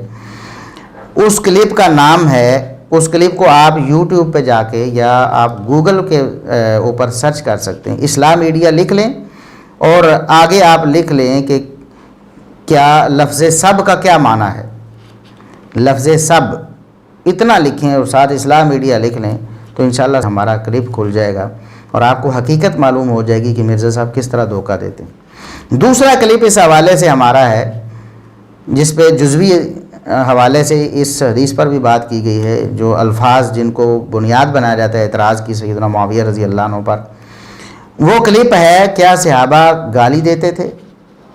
آپ لکھیں کیا صحابہ گالی دیتے تھے، آپ گوگل پہ لکھیں، یوٹیوب پہ لکھیں، ساتھ میں اسلام میڈیا لکھ دیں، انشاءاللہ کلپ کھل جائے گا۔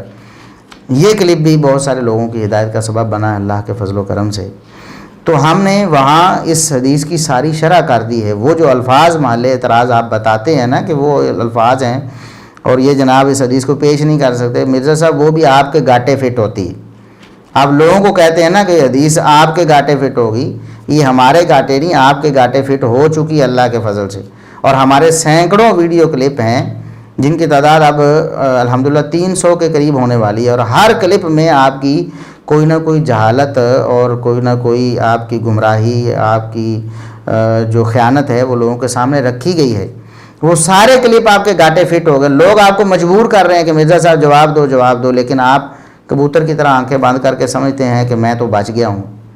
نہیں مرزا صاحب نہیں، ہزاروں لوگ آپ کو چھوڑ چکے ہیں اور انشاءاللہ باقی جو ہیں وہ بھی چھوڑ جائیں گے اللہ کے فضل سے، جن کی ہدایت اللہ تبارک و تعالیٰ نے لکھ دی ہے وہ ضرور آپ کو چھوڑ جائیں گے انشاءاللہ بہت جلد۔ ہمارا کام بہت تیز ہونے والا ہے انشاءاللہ، یہ دعوت جیسے جیسے پھیلتی جائے گی، جس بندے تک پہنچی ہے اللہ کے فضل سے وہ متاثر ہوا ہے۔ کتنے لوگ کہتے ہیں ہم تو مرزا صاحب کو سن رہے تھے تو آپ کا کلپ سامنے آیا، سنا تو پھر سنتے ہی چلے گئے، اللہ نے ہدایت دے دی۔ پھر اتنی سی بات ہے مرزا صاحب، چند منٹ ہمارے ساتھ جو بندہ بیٹھ جاتا ہے، جو سن لیتا ہے، وہ اللہ کے فضل و کرم سے آپ کے دامن فریب سے نکل جاتا ہے۔ اس لیے یہ جو آپ کہتے ہیں نا گاٹے فٹ ہونے والی بات، یہ بات بھی آپ کے گاٹے فٹ ہوتی ہے، کیونکہ صحیح بخاری اور صحیح مسلم میں ایک حدیث موجود ہے، ہم پہلے کئی دفعہ اشارتاً اور کئی دفعہ تفصیلاً بیان کر چکے ہیں۔ صحیح بخاری میں 7305 نمبر حدیث ہے، اس میں سیدنا علی رضی اللہ عنہ سے سیدنا عباس رضی اللہ عنہ کے تکرار اور ان کے اختلاف اور ان کے جھگڑے کا ذکر ہے۔ اس میں الفاظ کیا ہیں؟ استبا، جن الفاظ کو آپ بنیاد بناتے ہیں نا کہ سیدنا معاویہ رضی اللہ عنہ نے کہا کہ آپ سیدنا علی رضی اللہ عنہ کو اے سعد آپ غلط کیوں نہیں کہتے، ہم تو یہ ترجمہ کرتے ہیں نا، آپ کہتے ہیں اس کا معنی لعنت کیوں نہیں کرتے، گالی گلوچ کیوں نہیں کرتے، نعوذ باللہ، تو ہم کہتے ہیں کہ وہی ترجمہ آپ یہاں لا کر دیں نا۔ صحیح بخاری کی 7305 نمبر جو حدیث ہے اس میں علی اور عباس رضی اللہ عنہما کا آپس میں سب کرنا، استبا، انہوں نے ایک دوسرے کو سب کیا، کریں مانا لعنت کرتے ایک دوسرے کو کرتے رہے، کریں مانا گالی گلوچ کرتے رہے، نعوذ باللہ، نہیں نا، ایک اختلاف تھا، اس اختلاف میں ایک دوسرے کو غلط کہتے رہے کہ نہیں آپ نہیں صحیح میں صحیح ہوں، اس کو لفظ سب سے یہاں صحیح بخاری کی 7305 نمبر میں سب کے لفظ سے اس کو بیان کیا گیا، اور بالکل یہی الفاظ سیدنا معاویہ رضی اللہ عنہ نے جب بولے تو آپ کہتے ہیں کہ انہوں نے سعد رضی اللہ عنہ کو لعنت کرنے کا حکم دیا تھا، نعوذ باللہ، اور پھر جھوٹی سچی جو روایتیں اکٹھی کر کے لوگوں کو گمراہ کرنے کی کوشش کرتے ہیں، اس میں جھوٹی روایتیں ٹھونستے ہیں اور پھر لوگ سمجھتے ہیں کہ شاید یہ تو اصل یہی معنی ہے۔ تو اس بارے میں ہم تفصیل کے ساتھ، ہمارا لیکچر نمبر 10 ہے، غالباً 10 نمبر ہے، کہ کیا سیدنا معاویہ رضی اللہ عنہ سیدنا علی کو گالیاں دلواتے تھے، لعنت کرواتے تھے، یہ پورا لیکچر ہے الحمدللہ ہمارا 1 گھنٹے کے قریب، یہ احباب سن سکتے ہیں انشاءاللہ۔ ہر قسم کے جو وساوس ہیں، شیطانی وساوس، وہ اللہ کے فضل و کرم سے رفع ہو جائیں گے۔ دوسری بات آپ کہتے ہیں کہ یہ ان کے گاٹے فٹ ہوتی ہیں، یہ حدیث بیان ہی نہیں کر سکتے۔ یہی مرزا صاحب آپ نے کہا کہ صحیح مسلم کی یہ جو حدیث ہے 2404 نمبر، یہ بیان نہیں کر سکتے۔ مرزا صاحب ہم نے تو بیان کی ہوئی ہے، یہ آپ کا یہ اعتراض تب بنتا جب ہم نے اس پر بات نہ کی ہوتی۔ اللہ کے فضل سے کئی سال پہلے کا وہ ہمارا جو ہے ویڈیو موجود ہے، یوٹیوب پر موجود ہے، اور اس کی تشریح بھی ہم کر چکے ہیں۔ پھر آپ کیوں کہتے ہیں کہ ان کے گاٹے فٹ ہوتی، بیان ہی نہیں کرتے؟ ہم تو بیان کرتے ہیں۔ اس سے بھی اگلی بات یہ ہے کہ مرزا صاحب جو کتابیں آپ پڑھتے ہیں، عربی زبان سے تو آپ ناواقف ہیں، ترجمہ آپ کر ہی نہیں سکتے، تو ظاہر ہے کہ آپ ترجمہ شدہ کتابیں، مترجم کتابیں لیتے ہیں، جو آپ کے سامنے بھی پڑھی ہوتی ہیں۔ کچھ مترجم کتابیں وہ بھی اہل حدیث میں اکثریت نے اہل حدیث علماء نے، یا پھر بریلوی یا دیوبندی علماء ہوں گے وہ بھی اہل سنت ہیں، تو وہ بھی اہل سنت کی ترجمہ کردہ کتابیں ہیں نا، یہ دارالسلام کی پڑھتے ہیں یا دیگر کتابیں ہیں، تو اہل سنت کی ترجمہ کردہ کتابیں ہیں، جن کے بارے میں آپ کہہ رہے ہیں کہ یہ حدیث سنا نہیں سکتے، آپ تک تو انہوں نے پہنچائی ہے نا ترجمہ کر کے۔ اسحاق جالوی صاحب نے تو ترجمہ کیا نہیں کسی حدیث کی کتاب کا، مودودی صاحب نے تو کوئی ترجمہ کیا نہیں کسی کتاب کا، آپ کو کس نے پہنچائی یہ حدیث؟ تو یہ جھوٹ بولنا آپ چھوڑ دیں کہ یہ حدیثیں چھپاتے ہیں یا بیان نہیں کر سکتے۔ یہ حدیثیں بیان انہی اہل سنت نے کی ہیں جن کا ترجمہ پڑھ کے آج آپ لوگوں کو گمراہ کر رہے ہیں، پھر آپ کہتے ہیں کہ وہ بیان ہی نہیں کر سکتے۔ بیان کی ہوئی ہیں مرزا صاحب۔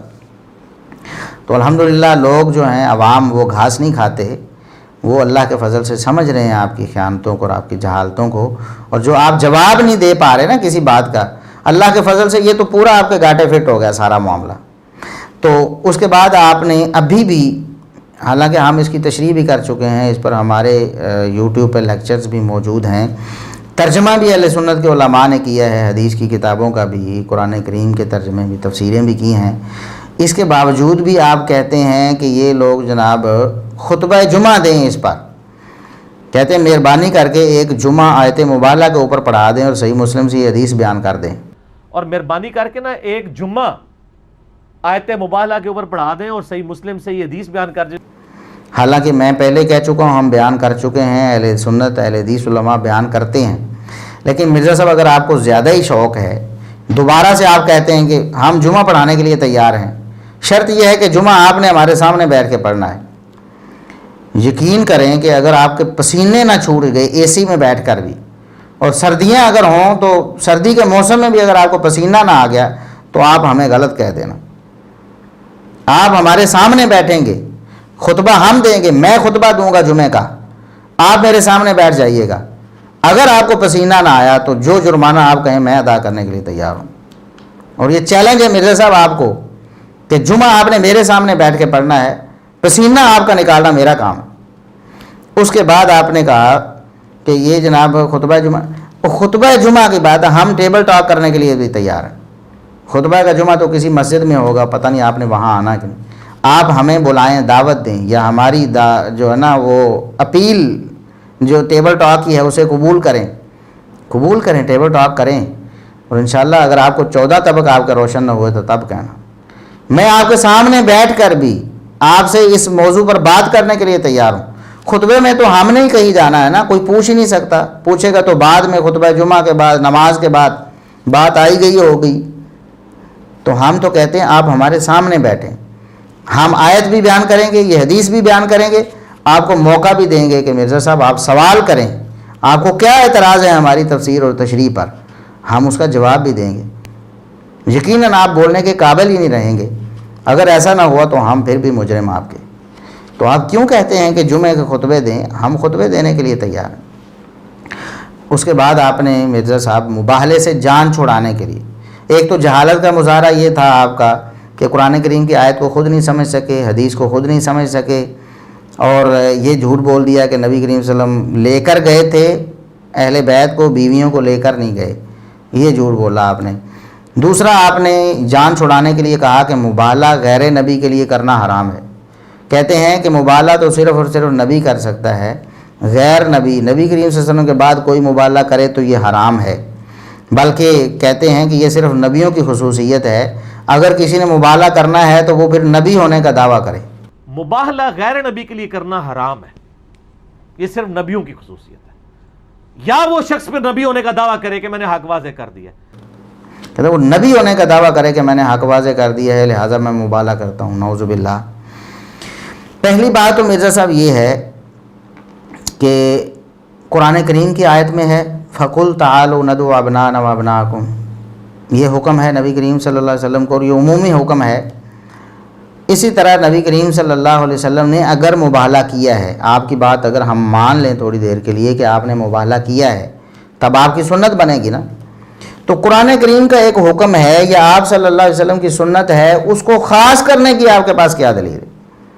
आपके पास क्या दलील है कि कुरान करीम की इस आयत पर नबी करीम सल्लल्लाहु अलैहि वसल्लम के अलावा कोई अमल नहीं कर सकता? हराम है अमल करना कुरान की इस आयत पर। या नबी करीम सल्लल्लाहु अलैहि वसल्लम ने अगर मुबाला किया है तो वो आपकी सुन्नत था ना, तो उस सुन्नत पर अमल करना उम्मत के लिए हराम है, इसकी क्या दलील है आपके पास? और हम आपके उसूल से ये बात साबित करेंगे कि आप कई बार ये उसूल बयान कर चुके हैं। एक क्लिप अभी हम आपके सामने चलाते हैं। आपने कहा कि नबी करीम सल्लल्लाहु अलैहि वसल्लम की हुसूसियत साबित करने के लिए दलील लाना होगी। ये लोग ऐसे ही जनाब नबी करीम सल्लल्लाहु अलैहि वसल्लम की सुन्नतों को कह देते हैं कि ये आपके लिए ख़ास है। ऐसा नहीं है, ख़ास तब होगा जब नबी करीम सल्लल्लाहु अलैहि वसल्लम खुद बताएं कि ये मेरे लिए ख़ास है। तो वो कहते हैं वो नबी इस्लाम की खुसूसियत है, क्योंकि नबी इस्लाम की बीवियां जो हैं वो उम्मत की माएँ हैं, उनका तो स्टेटस डिफरेंट है। आप वो मिसाल ना दें, हालांकि ये बात गलत है, क्योंकि कुरान में लक़द कान लकुम फ़ी रसूलिल्लाहि उस्वतुन हसना, नबी इस्लाम की मुबारक ज़िंदगी में उसवा हसना है, इल्ला ये कि नबी इस्लाम अपने किसी मसले में कह दें कि ये ख़ास मेरे लिए। जब आप खुद कह दें ना ये ख़ास मेरे लिए, वो आपके लिए ख़ास होता है। वरना तो आप जो कुछ कर रहे हैं, आप अपनी बीवियों के साथ अगर इज़्दवाजी ताल्लुक़ कायम कर रहे हैं तो ये ख़ास नबी इस्लाम के लिए और उम्मती किसी के लिए नहीं है। जब तक आप खुद स्पेसिफाई ना करें ना किसी मसले को ये ख़ास मेरे लिए है, तो वो पूरी उम्मत के लिए होता है। ये बताएंगे कहाँ आप अलैहिस्सलाम ने फरमाया कि ये ख़ास मेरे लिए है? तो मिर्ज़ा साहब आपको याद है ना, आपने यही कहा था कि तखसीस के लिए दलील होनी चाहिए। अब आप बिस्मिल्लाह करें, कोई एक दलील पेश करें कुरान करीम की आयत की तखसीस के लिए कि ये नबी के साथ ख़ास थी, या उस सुन्नत को जो आप कहते हैं कि नबी करीम सल्लल्लाहु अलैहि वसल्लम ने मुबाला किया है। अगर आपने किया है तो आपकी सुन्नत हुई ना, उस सुन्नत की तखसीस के ये सुन्नत नबी के साथ ख़ास थी, कोई उम्मती उस पर अमल नहीं कर सकता, हराम है, बल्कि दावा नबूवत के मुतरादिफ है। नऊज़ुबिल्लाह, कहते हैं जिसने मुबाला करना हो वो दावा नबूवत करे। हम आपको मिर्ज़ा साहब बताते हैं कि कितनी बड़ी जहालत है आपकी, कितना बड़ा फतवा ठोका है आपने सहाबा ताबीन तबा ताबीन और अइम्मा दीन पर। पहली बात तो ये है कि ये नबी करीम सल्लल्लाहु अलैहि वसल्लम के सहाबा से लेकर आज तक ये तवातुर अमली है। सारे मुसलमान ये 1400 या उससे ज़्यादा जो साल गुज़र चुके हैं, वो सारे मुसलमान इस बात के कायल रहे हैं कि मुबाला नबी करीम सल्लल्लाहु अलैहि वसल्लम के बाद भी हो सकता है, बल्कि बाद में मुबाले हुए हैं और उनके नतीजे भी निकले हैं। नबी करीम सल्लल्लाहु अलैहि वसल्लम से तो मुबाला करना साबित नहीं, यानी किसी ने चैलेंज ही कबूल नहीं किया, आप मुबाले के लिए गए ही नहीं। लेकिन आपकी उम्मत ने मुबाले किए हैं, मुबालों के चैलेंज किए हैं। और सबसे पहले मैं सैयदना अब्दुल्लाह बिन अब्बास रज़ी अल्लाह अन्हुमा का कौल पेश करता हूँ। आप फतवा लगाएं कि उन्होंने नबूवत का दावा किया या उन्होंने हराम काम किया। अब्दुल्लाह बिन अब्बास रज़ी अल्लाह अन्हुमा फरमाते मैं मुबाला करता हूँ, मेरे साथ मुबाला करो। एक मसले पर दलाइल देने के बाद भी कोई मुतमिन नहीं हो रहे थे या बात मान नहीं रहे थे, तो अब्दुल्लाह बिन अब्बास रज़ी अल्लाह अन्हुमा ने उनसे कहा कि आप मेरे साथ मुबाला करें। ये मुसन्नफ़ अब्दुर रज़्ज़ाक़ में मिर्ज़ा साहब ये हदीस मौजूद है सही सनद के साथ। अख़बरना अब्दुर रज़्ज़ाक़ अम मामर अन इब्न ताऊस क़ाल अख़बरनी अबी अन्नहु समिअ इब्न अब्बास यक़ूलु लवदित्तु अन्नी व हाउलाइ अल्लज़ीना युख़ालिफ़ूनी फ़िल फ़रीज़ति नजतमिउ फ़नज़उ अयदियना अला रुकनी सुम्मा नबतहिल फ़नजअल लानतल्लाहि अलल काज़िबीन। कहते हैं कि वरासत के मसले में ये जो लोग मेरे से इख्तलाफ कर रहे हैं और बावजूद दलाइल के मान नहीं रहे हैं, मेरा इरादा ये, मैं चाहता ये हूँ कि ये मेरे साथ बैतुल्लाह में जाएं, रुकन पर हाथ रखें, फिर हम मुबाला करें और जो झूठा है उस पर लानत करें कि अल्लाह उसको तबाह बर्बाद कर रहे। यार बात ही नहीं मान रहे, कितनी वाज़ेह बात मैंने कर दी है, फिर भी कहते हैं कि नहीं हमने नहीं माननी। तो मैं मुबाला करने के लिए तैयार हूँ, मैं तो चाहता हूँ कि मेरे साथ मुबाला करें। और इसकी सनद सही है मिर्ज़ा साहब। इमाम अब्दुर रज़्ज़ाक़ सी का इमाम है, उनके उस्ताद मामर हैं, उनके उस्ताद जो हैं अब्दुल्लाह बिन ताऊस हैं, उनके उस्ताद ताऊस हैं, और वो अब्दुल्लाह बिन अब्बास से बयान करते हैं। किसी रावी पर कोई जरा नहीं है, इनमें से कोई मुदल्लिस नहीं है सिवाय इमाम अब्दुर रज़्ज़ाक़ रहिमहुल्लाह के, और उन्होंने समा की तशरीह की है कहाँ, الفقی والمتفقہ خطیب بغدادی رحمہ اللہ کی کتاب ہے، خطیب بغدادی رحمہ اللہ کی کتاب، ہم اس کا سکین بھی آپ کے سامنے پیش کر رہے ہیں۔ وہاں امام عبدالرزاق رحمہ اللہ فرماتے ہیں حدثنا معمر، لہٰذا آگے سند وہی ہے، سماع کی تصریح بھی ثابت ہوگی، راوی سارے ثقہ ہیں، سند متصل ہے، حدیث بالکل صحیح ہے۔ عبداللہ بن عباس رضی اللہ عنہما نے مرزا صاحب آپ کے بقول نعوذ باللہ حرام کام کیا، آپ کے بقول تو یہ دعوی نبوت کے مترادف ہے، پہلے دعوی نبوت کرے پھر مبالغہ کا چیلنج کرے، نعوذ باللہ۔ کہاں تک مرزا صاحب آپ جائیں گے؟ آپ کو علم نہیں ہے تو آپ علماء سے رابطہ کریں، آپ پوچھ لیں کہ میں یہ جہالت مارنے لگا ہوں، ماروں یا نہ ماروں، میں یہ بات کرنے لگا ہوں، کروں یا نہ کروں۔ آپ نے سیدنا عبداللہ بن عباس رضی اللہ عنہما کو نعوذ باللہ حرام کا مرتکب اور دعوی نبوت کا مرتکب نعوذ باللہ قرار دے دیا ہے کہ یہ دعوی نبوت کے مترادف ہے آپ کے بقول مبالغہ کرنا۔ تو فتح الباری جس کا آپ بار بار ذکر کرتے ہیں نا، صحیح بخاری کی سب سے جناب اتھینٹک شرح ہے، بالکل ہے مرزا صاحب، فتح الباری پڑھی آپ نے؟ حافظ ابن حجر رحمہ اللہ لکھتے ہیں حدیث مبالغہ کو ذکر کر کے، یعنی جس میں یہ ذکر تھا نا کہ مبالغہ نبی کریم صلی اللہ علیہ وسلم، یہ آیت نازل ہوئی تو آپ نے اہل خانہ کو بلایا، وفیہا مشروعیت مباہلۃ المخالف اذا اصر بعد ظہور الحجۃ، اس حدیث میں دلیل ہے اس بات کی کہ آپ اپنے مخالف سے مباہلہ کر سکتے ہیں، جائز ہے مباہلہ کرنا جب وہ دلیل واضح ہو جانے کے باوجود بھی ہٹ درمی پر اترا ہو، نہ مانے۔ وقد دعا ابن عباس الی ذالک، فرماتے ہیں عبداللہ بن عباس رضی اللہ عنہما نے مبالغہ کا چیلنج دیا تھا، کوئی آیا نہیں تو بعد کی بات ہے، مرزا صاحب کی طرح کسی نے قبول نہیں کیا، عبداللہ بن عباس رضی اللہ عنہما نے مبالغہ کا چیلنج دیا تھا۔ اسی طرح امام اوزاعی رحمہ اللہ سے وہ ذکر کرتے ہیں وَوَقَعَ ذَلِكَ لِجَمَاعَةٍ مِّنَ الْعُلَمَاءِ، کہتے ہیں کہ علماء تو بہت سارے تھے جنہوں نے مبالغے کیے یا چیلنج کیے۔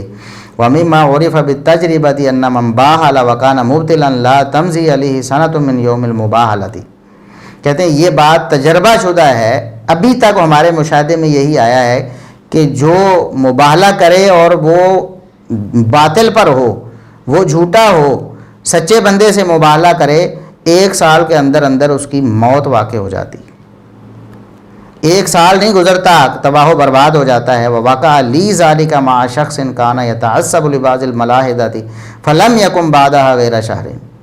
حافظ ابن حجر رحمہ اللہ، یہ فتح الباری ہے جلد 8 صفحہ 95 مرزا صاحب۔ حافظ ابن حجر رحمہ اللہ کو بھی آپ کہیں کہ حرام کے مرتکب ہوئے اور انہوں نے دعوی نبوت گویا کہ کیا، نعوذ باللہ۔ حافظ ابن حجر رحمہ اللہ فرماتے ہیں کہ میرا مبالغہ ایک شخص سے ہو گیا جو بعض ملحد لوگوں کے ساتھ تعلق رکھتا تھا، اس نے میرے ساتھ مبالغہ کر لیا، فلم یکم بعدہا غیر شہرین، 2 مہینے سے زیادہ زندہ نہیں رہ سکا، 2 مہینے سے زیادہ زندہ نہیں رہ سکا۔ تو مرزا صاحب یہ آپ کے گاٹے فٹ نہیں ہو رہا سارا کچھ؟ آیت مباہلہ کو عبداللہ بن عباس رضی اللہ عنہما نے زیادہ سمجھا یا آپ نے مرزا صاحب؟ اور آپ جب آپ کے موافق کوئی بات آتی تھی نا جس سے آپ غلط استدلال کرنا چاہتے ہوتے تھے، بات تو آپ کے موافق نہیں ہوتی تھی لیکن آپ اس کو موافق بنانا چاہتے ہوتے تھے، تو آپ کہتے تھے کہ صحابہ تابعین تبع تابعین اور ائمہ دین کا جو فہم ہے نا، پہلے 300 سالوں کا جو فہم ہے وہ معتبر ہے، کسی آیت کو سمجھنا ہے یا کسی حدیث کو سمجھنا ہے تو پہلے 300 سالوں کے مسلمانوں نے جو سمجھا ہے، جو عمل کیا ہے، اس کے مطابق سمجھنا ہے۔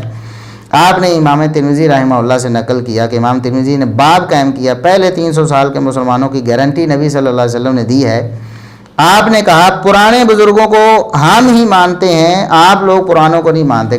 اور پرانے تو اڈے والے نہیں، پرانے وہ جو واقعی پرانے جن کو نبی علیہ السلام نے کہا ہے پہلے 300 سال، صحابہ تابعین تبع تابعین۔ اور اس حدیث پہ یہ بخاری مسلم میں ترمذی میں امام ترمذی نے باقاعدہ باب باندھا ہے کہ پہلے 300 سال کے مسلمانوں کی گارنٹی نبی علیہ السلام نے دی ہے، ٹھیک ہے نا، اس حوالے سے انہوں نے ایک باب بھی باندھا ہے کہ ان صدیوں کی کیا برکات ہیں۔ تو ہم ماشاءاللہ پرانے بزرگوں کو مانتے ہی ہم ہیں، آپ لوگ پرانوں کو نہیں مانتے ہیں۔ کہتے ہیں ہم صحابہ تابعین تبع تابعین ائمہ دین کو پہلے 300 سال کے مسلمانوں کو ہم مانتے ہیں۔ مرزا صاحب یہ آپ کا دعویٰ تھا، آپ بتائیں عبداللہ بن عباس رضی اللہ عنہما کو کون مانتا ہے؟ عبداللہ بن عباس کو ہم مانتے ہیں یا آپ مانتے ہیں مرزا صاحب؟ یا علال اعلان توبہ کریں، رجوع کریں، کہیں میری غلطی تھی، میری جہالت تھی، میری ضلالت تھی، میں علال اعلان رجوع کرتا ہوں، میں کہتا ہوں مبالغہ بالکل جائز ہے، اور پھر آپ کے گاٹے فٹنا ہو جائے گا بھلا. آپ یہ کہہ ہی نہیں سکتے میرے ساتھ. آپ میں اتنی اخلاقی جرت ہوتی تو اب تک کتنی باتوں سے آپ رجوع کر چکے ہوتے جو ہم نے آپ کے سامنے پیش کی. آپ نے کسی ایک بات کا نہ جواب دیا ہے نہ رجوع کیا ہے. الٹا آپ کہتے ہیں کہ جو یہ بولے کتے ہیں نعوذ باللہ, جو مجھے چیلنج کرتے ہیں کہ آپ ٹیبل ٹاک کریں. اس کے بعد آپ نے کہا کہ صحابی کا اگر عمل ہو, صحابی کا عمل ہو اور کسی نے اس کی مخالفت نہ کی ہو تو وہ سنت بن جاتی ہے. ہمارے نزدیک یہ ہے کہ جب کوئی صحابی بھی عمل کر دے نا اور دوسرا صحابی مخالفت نہ کرے تو وہ بھی سنت مانی جائے گی, سنت بن جاتی ہے. مرزا صاحب آپ نے کہا کہ ہمارے نزدیک یہ ہے کہ جب کوئی صحابی عمل کر دے اور دوسرا صحابی مخالفت نہ کرے تو وہ بھی سنت مانی جائے گی. عبداللہ بن عباس رضی اللہ عنہما نے عمل کیا ہے, مباہلے کا چیلنج دیا ہے مرزا صاحب, کہا ہے میرا یہ خواہش ہے کہ ان لوگوں کو کہ یہ میرے ساتھ مباہلہ کریں. یہ عبداللہ بن عباس رضی اللہ عنہما کا عمل ہے. کسی صحابی نے اس کی مخالفت نہیں کی ہے, بلکہ قرآن پشت پہ کھڑا ہے. قرآن کہتا ہے فَقُلْ تَعَالَوْا نَدْعُوا أَبْنَاءَنَا وَأَبْنَاءَكُمْ. قرآن کی آیت پر عمل کیا نا عبداللہ بن عباس رضی اللہ عنہما نے. کسی صحابی نے مخالفت نہیں کی تو یہ بھی سنت نہیں مانی جائے گی مرزا صاحب. یہ سنت ہے, سنت جسے آپ کہتے ہیں مرزا صاحب عبداللہ بن عباس رضی اللہ عنہما کی. لیکن اب آپ ماننے کے لیے تیار نہیں. کیا دوغلی پالیسی ہے مرزا صاحب آپ کی, کیا سوچ اور کیا فکر ہے آپ کی. اللہ تبارک و تعالیٰ آپ کو ہدایت نصیب فرمائے. پھر مرزا صاحب نے مباہلے سے جان چھڑانے کے لیے کہا کہ مباہلہ تو نبی کر سکتے تھے نا, کیونکہ نبی حق بالکل واضح کرتے تھے, اب کوئی اور تو حق واضح نہیں کر سکتا. اور کہتے ہیں کہ یہ دعویٰ تو صرف نبی کر سکتا ہے کہ میں نے حق واضح کر دیا, غیر نبی تو یہ دعویٰ نہیں کر سکتا. جب نبی یہ دعویٰ کر سکتا ہے تو نبی کو یہ حق حاصل ہے کہ اینڈ میں وہ چیلنج دے, کسی اور کو یہ حق حاصل نہیں ہے. کہتے ہیں کہ آپ حضرت ابو بکر سے بھی کہیں نا کہ وہ بھی کلیم نہیں کریں گے کہ میں نے حق واضح کر دیا. کہتے ہیں ابو بکر صدیق رضی اللہ عنہ بھی یہ نہیں کہہ سکتے کہ میں نے حق واضح کر دیا ہے, وہ بھی کہیں گے کہ میری رائے ہے, غلطی بھی ہو سکتی ہے. کوئی دنیا میں اور شخص نبی کے بغیر یہ دعویٰ کر سکتا ہے کہ اس نے حق کا حق ہونا اور باطل کا باطل ہونا لوگوں کے اوپر عیاں کر دیا ہے؟ کوئی یہ دعویٰ کر سکتا ہے؟ یہ صرف نبی دعویٰ کر سکتا ہے, غیر نبی تو نہیں کر سکتا. جب نبی یہ دعویٰ کر سکتا ہے پھر نبی کو یہ حق حاصل ہے کہ وہ اینڈ پہ چیلنج دے کہ میں نے تو حق واضح کر دیا ہے, آپ جو کچھ کر رہے ہو ہٹ دھرمی کی وجہ سے کر رہے ہو, تو آ جاؤ اب میدان میں. ہو سکتا ہے میرے سمجھانے میں کوئی عیب رہ گیا ہو تو میں کیسے چیلنج کر سکتا ہوں. مباہلہ غیر نبی کے لیے کرنا حرام ہے, یہ صرف نبیوں کی خصوصیت ہے. یا وہ شخص پھر نبی ہونے کا دعویٰ کرے کہ میں نے حق واضح کر دیا. سر آپ حضرت ابو بکر سے بھی کہیں نا تو وہ بھی یہ کبھی کلیم نہیں کریں گے کہ میں نے حق لوگوں کے سامنے واضح کر دیا, وہ بھی کہیں گے میری رائے ہے. اس میں غلطی بھی ہو سکتی ہے. نہ حضرت عمر, نہ حضرت عثمان, نہ حضرت علی رضی اللہ عنہم اجمعین وعلیہم السلام اجمعین, تو باقی لوگ کس کھاتے میں. دیکھیں کہاں تک پہنچے ہوئے ہیں مرزا صاحب. جو اصول دین کا مسئلہ ہے اس میں کون, کیا اللہ کے ایک ہونے پہ بھی کوئی کہے گا کہ میں غلطی بھی کر سکتا ہوں, حق واضح نہیں کر سکتا, یا میں بالکل واضح نہیں ہوں, کلیئر نہیں ہوں. یہ تو نعوذ باللہ آپ نے دین کو تشکیک میں ڈال دیا. کہتے ہیں کہ نہ حضرت عمر, نہ حضرت عثمان, نہ حضرت علی کوئی بھی یہ دعویٰ نہیں کر سکتے کہ میں نے حق بالکل واضح کر دیا ہے. وہ کہیں گے کہ میری رائے ہے, غلطی بھی ہو سکتی ہے. تو میرے ساتھ بسم اللہ کریں نا آپ. جو جھوٹ آپ صحابہ کرام پر یا خلفائے راشدین پر باندھ رہے ہیں کہ وہ جو قطعی طور پر نہیں کہیں گے کہ یہ بات بالکل حق ہے, بلکہ کہیں گے کہ غلطی ہو سکتی ہے. آپ بھی کہیں کہ علی رضی اللہ عنہ جو اختلافات ہوئے ان میں حق میں تھے یا نہیں, یہ میری رائے ہے کہ حق پہ تھے, غلطی بھی ہو سکتی ہے. کیا آپ کو ڈاؤٹ ہے اس میں؟ نہیں ڈاؤٹ نا, نہیں ڈاؤٹ. تو پھر آپ کو دوسرے معاملات میں کیسے ڈاؤٹ ہو گیا؟ اگر آپ کو کہتا ہے کہ سیدنا معاویہ رضی اللہ عنہ کی فضیلت قرآن کریم میں اور احادیث میں بالکل واضح ہے, ان کی منقبت پر قرآن کریم کی آیات بھی ہیں اور احادیث بھی ہیں, جیسا کہ ہم اگلا لیکچر انشاءاللہ بہت تفصیلی دینے والے ہیں. اگر کوئی شخص یہ کہتا ہے کہ بالکل علی وجہ البصیرت وہ کہتا ہے اور وہ کہتا ہے کہ میں نے حق واضح کیا ہے, آپ قبول نہیں کر رہے, مباہلہ کرو, تو آپ کیسے کہہ سکتے ہیں کہ وہ یہ نہیں کہہ سکتا؟ وہ کہے جی میری رائے ہے, غلطی بھی ہو سکتی. کیوں؟ جو بات بالکل واضح ہے قرآن کی آیات سے اور بخاری اور مسلم کی متفق علیہ احادیث سے اور دیگر صحیح روایات سے, اس کے بارے میں ہم کیوں شکوک و شبہات میں پڑیں؟ ہم علی وجہ البصیرت کہتے ہیں. اور اللہ کے فضل و کرم سے اہل الحدیث کا ہر عمل ہر قول علی وجہ البصیرت ہے. ہمارا تو دین ہی ایسا ہے. نبی کریم صلی اللہ علیہ وسلم نے فرمایا میں تو ایسے دین پر تمہیں چھوڑ کے جا رہا ہوں لیلھا کنہارھا، اس کی تو رات بھی دن کی طرح روشن ہے، کسی بارے میں کوئی شبہ ہی نہیں ہے. علی بصیرۃ انا ومن اتبعنی، قرآن نے کہا کہ اے نبی آپ اعلان فرمائیے میں بھی بصیرت پر ہوں، میرے پیروکار بھی بصیرت پر ہیں، انہیں اس قسم کے ڈاؤٹ نہیں ہے. مرزا صاحب یہ ڈاؤٹ آپ کو ہونے چاہیے. آپ کہیں کہ سیدنا حسین رضی اللہ عنہ جو ہے ان کی شہادت ہوئی ہے کہ نہیں ہوئی ہے، مجھے ڈاؤٹ ہے، کہیں نا. آپ نہیں کہتا، کوئی مسلمان بھی نہیں کہہ سکتا ہوئی ہے، ہمیں کوئی ڈاؤٹ نہیں. یہ ہماری رائے ہی نہیں، ہمارا عقیدہ، ہمارا ایمان ہے، اس پہ ہمیں کوئی ڈاؤٹ نہیں اور ہم اس میں کوئی غلطی نہیں ہے. عجیب باتیں کرتے ہیں. کیا دوغلی پالیسی مرزا صاحب آپ کی. حق واضح کیا نبی کریم صلی اللہ علیہ وسلم نے حق کیسے واضح کیا؟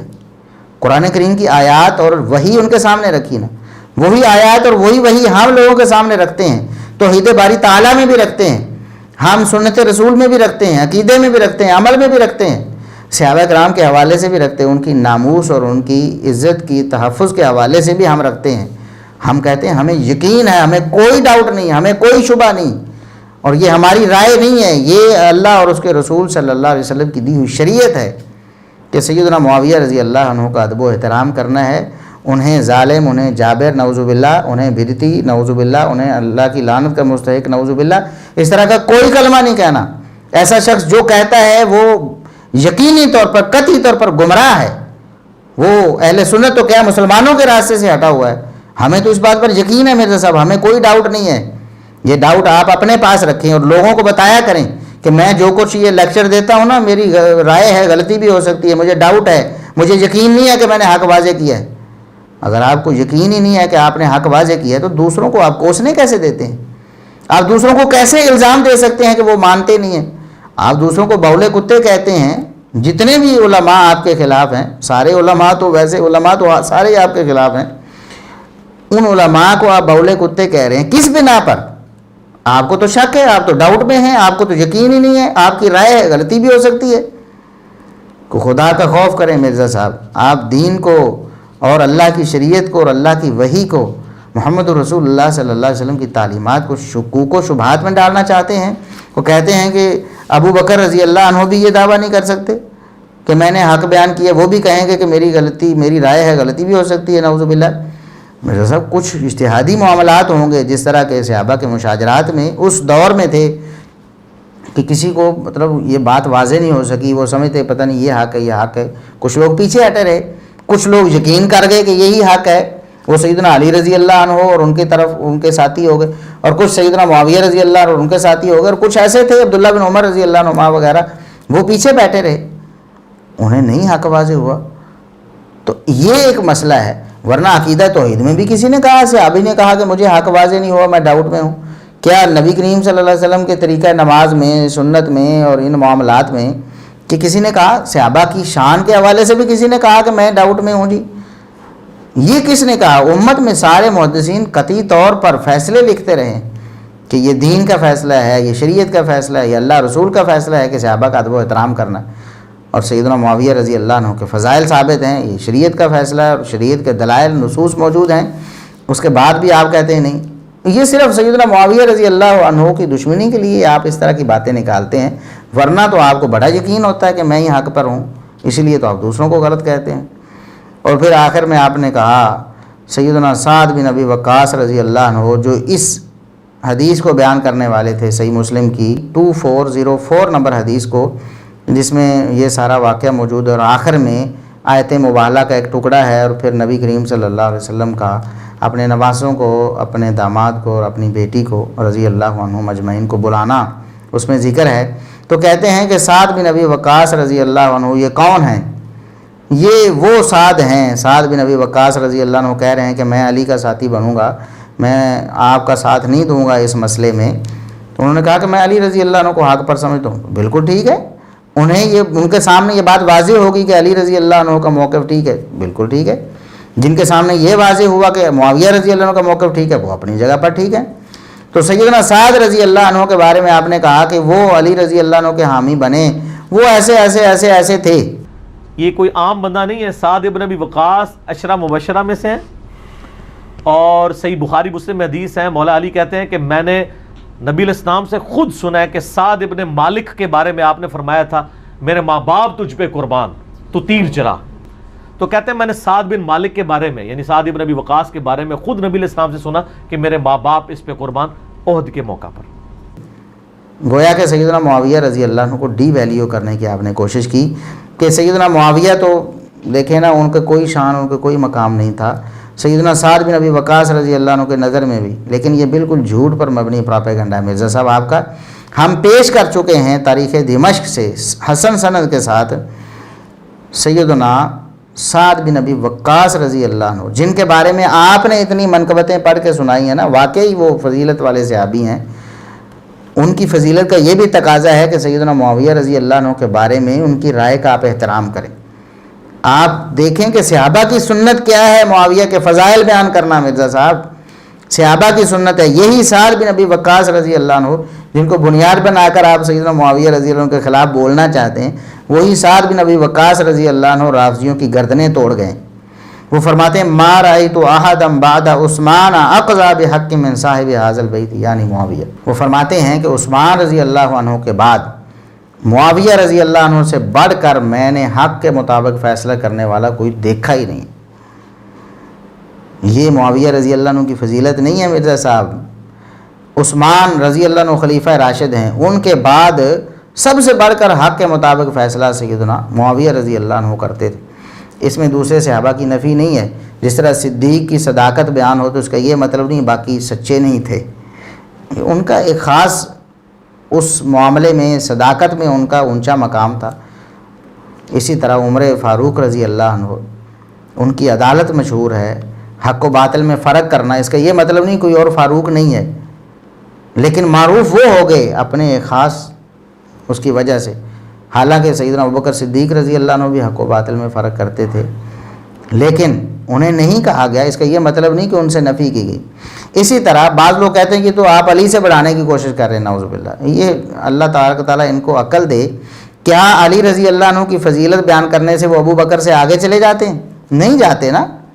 علی رضی اللہ عنہ کی جب شجاعت بیان کی جاتی ہے، کہا جاتا ہے کہ وہ بہت بڑے بہادر تھے، وہ سب سے بہادر تھے، تو اس سے مطلب کیا ہے کہ سیدنا ابوبکر صدیق رضی اللہ عنہ بزدل تھے، کہ سیدنا عمر فاروق رضی اللہ عنہ بزدل تھے یا دوسرے صحابہ بزدل تھے؟ نہیں، بالکل ایسے ہی جب کہا جائے کہ سیدنا عثمان رضی اللہ عنہ کے بعد معاویہ رضی اللہ عنہ سے بڑھ کر کوئی حق کے مطابق فیصلہ کرنے والا سعد بن ابی وقاص رضی اللہ عنہ کہتے ہیں میں نے نہیں دیکھا، اس سے علی رضی اللہ عنہ کی شان کا کم ہونا بالکل لازم نہیں آتا۔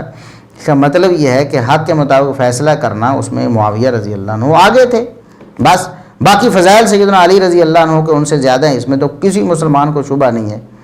اور جو ایسا کرتا ہے، شبہ کرتا ہے، ہم کہتے ہیں وہ بھی رافضیوں کی ہی ایک نسل ہے۔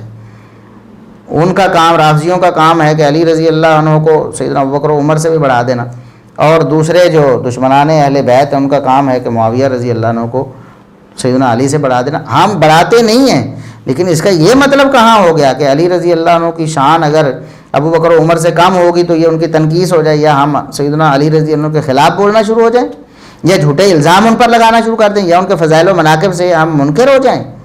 بالکل نہیں مرزا صاحب۔ تو ہم آپ کو بتانا چاہتے ہیں کہ سعد بن ابی وقاص رضی اللہ عنہ جن کی منقبت اور فضیلت آپ نے بیان کی ہے، ان کی سنت کیا ہے؟ سیدنا معاویہ رضی اللہ عنہ کی فضیلت بیان کرنا۔ اللہ تبارک و تعالی ہمیں اور آپ کو مرزا صاحب اور سارے مسلمانوں کو صراط مستقیم پر چلنے کی توفیق عطا فرمائے۔ اللہ تبارک و تعالی ہمیں قرآن و سنت کو صحابہ، تابعین، تبع تابعین اور ائمہ دین کے فہم کے مطابق سمجھنے کی توفیق عطا فرمائے۔ اللہ تبارک و تعالی ہمیں صحابہ کرام کا اور اہل بیت کا ادب نصیب فرمائے۔ اللہ تبارک و تعالی ہمیں اسی پر قائم رکھے، ہماری موت اسی پر آئے۔ اللہ تبارک و تعالی ہمارا حشر ان برگزیدہ ہستیوں کے ساتھ، نبی مکرم صلی اللہ علیہ وسلم، آپ کے صحابہ، اہل بیت اور محدثین ائمہ دین کے ساتھ کرے۔ اللہ تبارک و تعالی ہمیں جنت میں بھی نبی کریم صلی اللہ علیہ وسلم کا، صحابہ کا، اہل بیت کا اور محدثین ائمہ دین کا ساتھ نصیب فرمائے۔ وآخر دعوانا ان الحمد للہ رب العالمین۔